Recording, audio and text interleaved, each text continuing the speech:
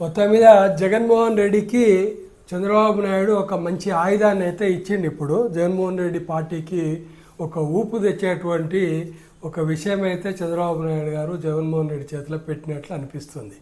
అదే government కాలేజీలను, medical కాలేజీలను private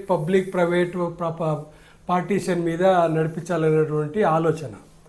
దానికి కారణం చంద్రబాబు నాయుడు ఎప్పటి నుంచో ఫస్ట్ నుంచి కూడా ప్రైవేటు పెద్దపీట వేస్తాడు. ఏదైనా సరే ప్రైవేట్కి ఇస్తేనే డెవలప్ అవుతుంది అనేటువంటి ఆలోచన సరళి కలిగినటువంటి నాయకుడు.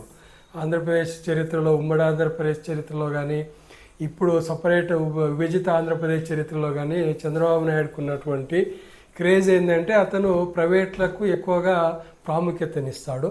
అదేవిధంగా ఇప్పుడు మెడికల్ కాలేజీలను కూడా ప్రైవేటు పార్ట్నర్షిప్ మీద రన్ చేయాలనేటువంటి ఆలోచన చేస్తున్నాడు.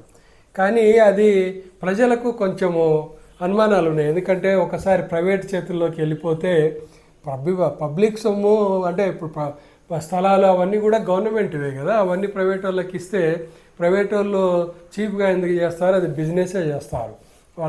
ప్రైవేట్ వాళ్ళకు ఆదాయం లేకుండా బిజినెస్ చేయరు కదా. ఇవి ఒక విధంగా ప్రైవేట్ ఆదాయ వనరులుగా మారిపోతాయి. దీంతో ప్రజల్లో కొంచెం ఖచ్చితంగా వ్యతిరేకత వస్తుంది.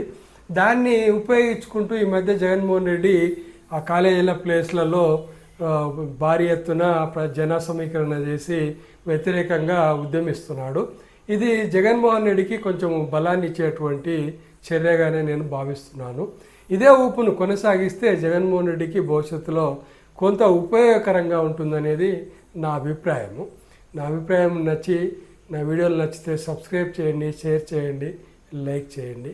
ధన్యవాదాలు.